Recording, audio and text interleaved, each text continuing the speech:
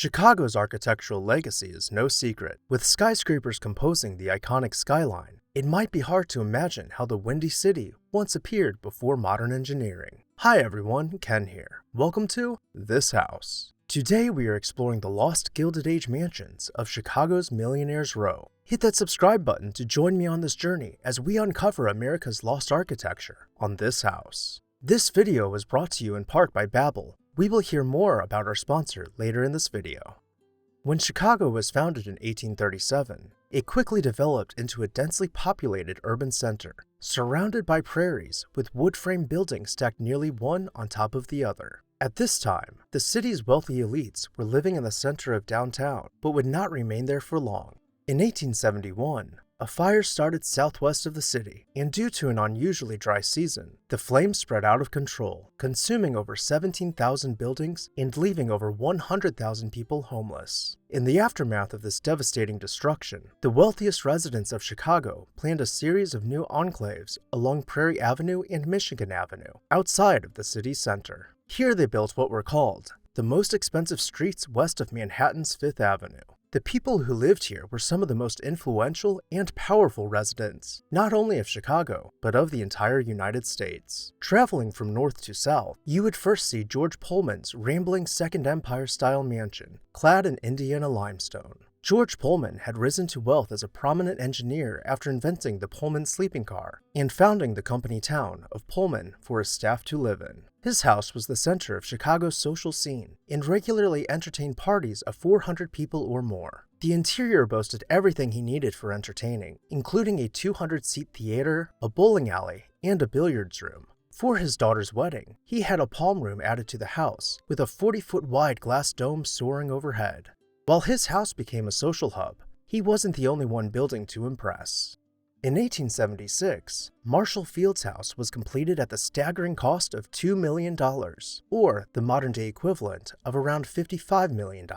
The three-story brick house had been designed by architect Richard Morris Hunt in the Second Empire style. Marshall Field's was the founder of one of the nation's largest department store chains, Marshall Field & Company, before it was eventually acquired by Macy's. The interior of his mansion was lavishly decorated with antiques set against handcrafted artisan millwork below towering ceilings. The dozens of fireplaces in his home had all been hand-carved from various stone types and featured intricate relief work in their mantels. His furnishings were a true testament to his influence in international trade, appearing more as a show house for the fashion of the times than any of his neighbors.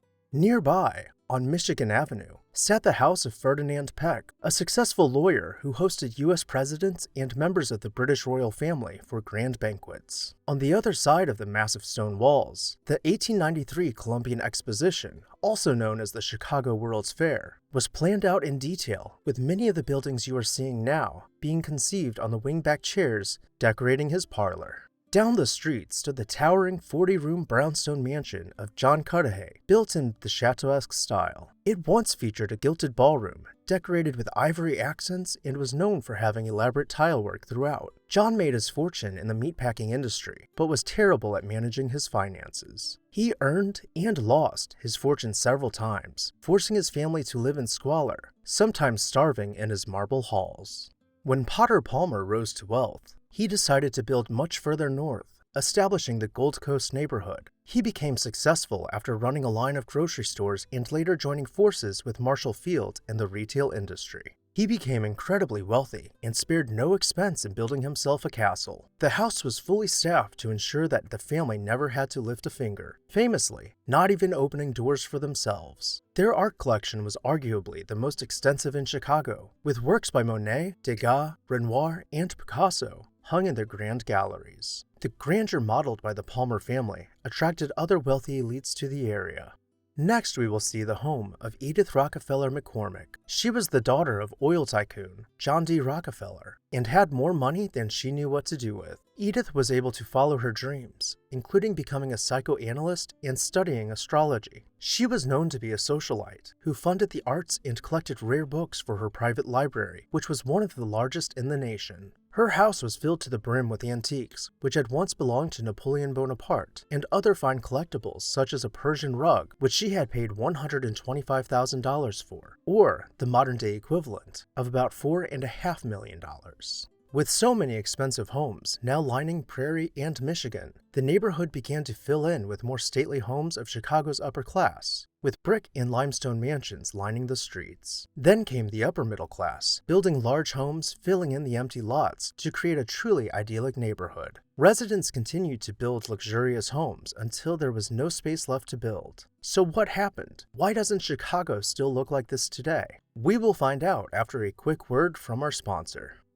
I took French in high school and in college, and when I visited Paris for the first time, I felt like I had a really strong grasp on the language. But as the years have gone by, and without routine practice, my fluency began to slip, so I found myself blanking on certain words and grammatical structures. When I went back to France, I forgot how to ask for the check and had a really embarrassing moment in the restaurant. That's when I signed up for Babbel. Babbel is easy to use and has proven results in just 3 weeks, making it one of the top learning apps in the world. Lessons are planned out by real language teachers and prepare you to have real-world conversations. Whether you want to expand your career opportunities with a new language, converse with friends, or have a more immersive travel experience when you venture abroad, Babbel will teach you the skills you need, and if you aren't completely satisfied, they offer a 20-day money-back guarantee. The next time I visit France, I won't be fumbling over my words after a meal. I will confidently ask, "L'addition s'il vous plaît?"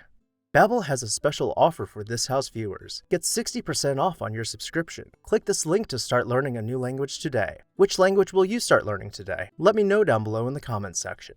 Now, back to our video.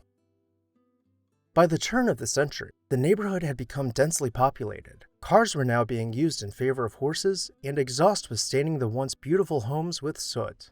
These grand mansions had also become outdated, not only in style, but in function. Many of them were not planned to have electricity nor centralized air. Instead of retrofitting the mansions, many of the wealthy simply left to build larger, more modern homes further out in the suburbs, choosing to commute into the city by car instead of by foot. This exodus left an economic gap in the neighborhood. The homes were far too expensive for the everyman to purchase, and those who were able to afford the mansions were spending their money further out on brand new homes. This led to many of these great houses being abandoned and left to rot. One by one, they were all torn down as industry took over the city, where some of the country's most expensive homes once stood. Factories had now taken their places. The ripple effects of this economic divide were felt in the nearby middle-class neighborhoods when crime started to creep in. Now with Prohibition banning the sale of alcohol, Al Capone moved to Chicago and purchased a house on South Prairieavenue, where he reigned for 7 years as the leader of the city's mob. This only furthered the problem with crime and brought new issues to the neighborhood. By 1935, very few mansions remained as they were being torn down to make room for expanding industry, with factories dominating the once grand avenues. By the 1940s, Millionaire's Row was only occupied by the few people who missed their chance to sell, while the once perfectly manicured lawns were used as overflow parking lots for factory workers. After seeing a few rough decades, the neighborhood began to turn around. The demand for more housing near downtown far outweighed the available supply of real estate, so factories were torn down and replaced with high-rise residential towers. By this point, every single mansion that we saw earlier had been torn down and replaced with high-rises. But not all was lost in the process. A few of the grand mansions we did not see survived, including the house of a piano manufacturer, William Kimball, which continues to be used. Another surviving mansion is the John J. Glesner House, which is currently open as a house museum. We won't go into detail about this one quite yet, because we will be featuring it in depth in an upcoming video. Make sure to hit that subscribe button so you don't miss it. Like a phoenix reborn from the embers, Chicago was renewed from the Great Fire and rose once again from the smokestacks of factories. But in the process of growth and renewal, many beautiful works of architecture were lost to time, with their extravagant artistry remaining only in photos. Which house was your favorite? Make sure to let me know down below in the comments section. I would also like to say a special thank you to our This House supporters whose names you can see on screen right now.